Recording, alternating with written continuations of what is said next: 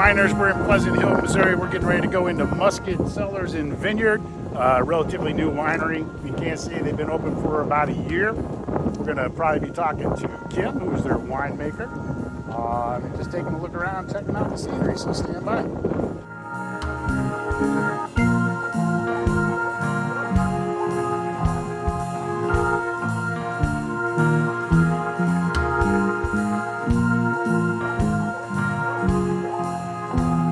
Musket, Cellars, and Vineyard. We are the Musket family. I'm the daughter Kim and the winemaker, and this is my mom Teresa, and then Paul is back there. My brother's helping out on occasion. We're not big enough yet to bring him in full time, but we want to. He's on the food side. So yeah, we opened a little over a year ago now, so we celebrate our first birthday. Very exciting. So we're having 18 wines on the lineup. Your first one is Valvin Muscat. Normally see Muscat like Moscato, super sweet. We did it bone dry. Cool. So we needed some dry whites on the menu anyways, I like and a dry it just, the fermentation smelled fabulous, so we kept it totally dry.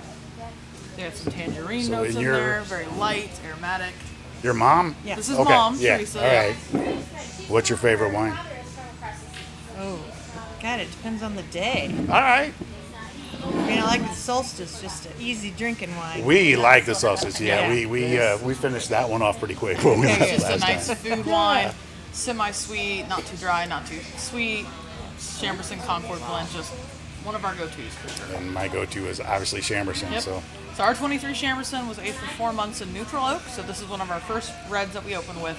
Kind of lighter bodied Chamberson, not super heavy, so we have sweet drinkers that like it, dry drinkers that like it because it's not so tannic in your mouth, which is kind of nice. And Chamberson's such a nice versatile grape. We really like, I love working with it. how did you get into winemaking? So, ironically, not really, but I have a degree in winemaking from the University of Missouri. So my degree is actually food science with an emphasis in enology and viticulture.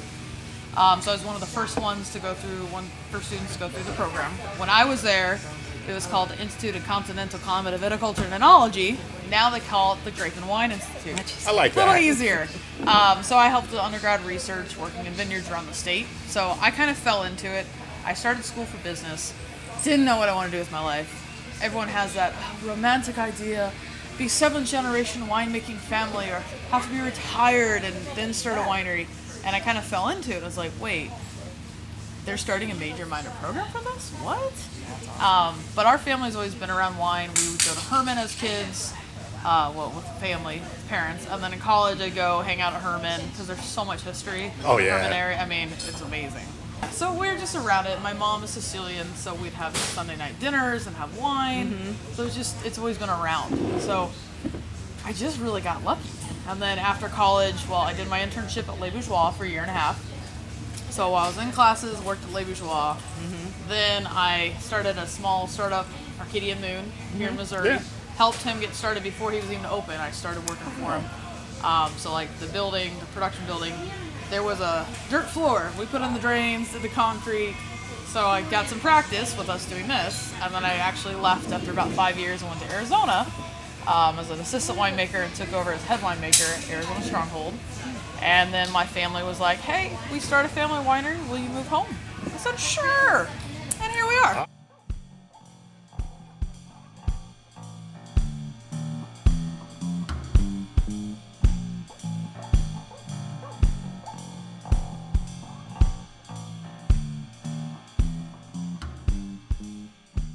So this is the maintenance shop that was originally with the golf course across the street. So they did welding in here, they did machine work.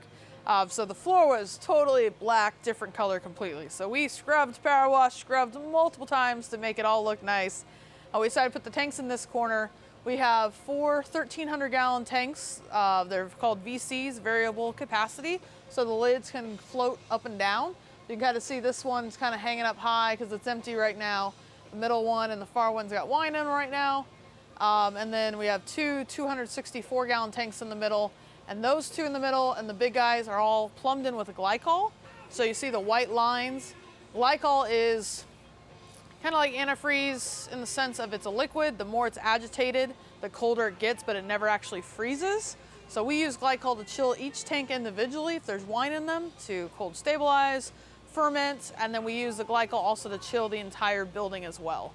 So it's a nice, cool 65 to 68 degrees in here year round. I love it. People love it when it's 100 degrees outside as well. And then we have smaller tanks here that I just pressed off reds into, and they're finishing mallow. And then I'm gonna rack those into barrels shortly in the next week or two. But we've got some Valvin Muscat that's fermenting this year. I've got a dry rosé that's finishing fermenting, and then our Vignoble will be a dry Vignoble, dry white wine. And that just finished and that's settling, so I'll rack that this next week as well. So yeah, it's not a huge production, but it's pretty decent size for just starting out, I feel like. Yep. What do you think is the biggest misconception about Missouri wineries, Missouri wines? For me, in general, like, no matter where, wine is what you enjoy. Like, I like certain wines, and people ask me what my favorite wine is, and I always say an open bottle.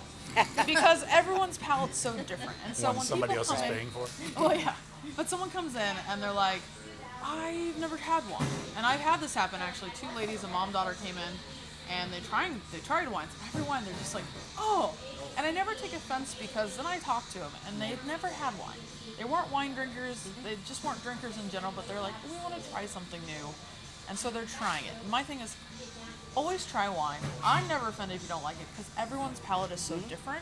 And the time of day, what you ate earlier, your attitude, everything affects how you taste something. And so you might try something now and you don't like it. And then if, a week, 2 weeks, a year, you try it again and you love it. It just depends. Yeah. So for me, it's trying it, experiencing it. I'm just happy if you're not a wine drinker that you're coming to try wine because you're going in with an open mind. You have actively gone out to a winery to try wines. That's huge. That's the first step. Right. So yeah, this we released in June. This has been the first or second place for sales. And what's funny, like you see Missouri, I know we've talked about it. Generally, you see sweeter wines. You see that's bulk of sales. I don't know why, but probably 80% of our clientele, our customers coming in, are looking for drier wines. It's starting to change. I think the whole. And I think part of it is I went to school, I went away, I came back. Matheny Family Vineyards, Jedediah, he's the owner and winemaker. He also went to school with me. He worked other places, now started his own winery. So you're having this younger generation of winemakers, I think, that have been educated. They've gone elsewhere, learned different practices, and then coming back. And I think that's going to help change and grow the industry. Because I like sweet wines too, but there's a balance with them. Right. So even our sweet wines, we have sweet wines and people that are dry drinkers like them. So we submitted 10 wines to the Missouri Governor's Cup competition. So it's the state competition, and we had 10 wines submitted. We got 9 medals, 1 gold, 1 bronze, and 7 silvers. We're pleasantly surprised that there's more dry drinkers come in, which is nice. But we definitely made more sweet inventory than we had planned. What grapes have you planted? What are you? So that's an acre of Vignoble. Okay. So we just planted that this spring. Some of that we actually propagated ourselves from a vineyard owner we know over in Kansas. I've known him for 15 years, weirdly, throughout the years, being in the industry. And then he's a retired veteran. He started planting for fun. He's a home winemaker, so we talk all the time. And then some of them we did buy from nursery as well. So our plan is to keep planting an acre here or there every year or so, just to slowly expand it. Right now we source grapes from different vineyards around the state, and then the gentleman over in Kansas. Okay, winers. So we're getting ready to take off. We just spent the afternoon at Musket, Cellars, and Vineyard. Great trip, great people. Hopefully we'll have this video posted shortly. But as always, please make sure you check out my YouTube channel. Subscribe, comment if you like. Please comment and like. And we'll see you at the next winery.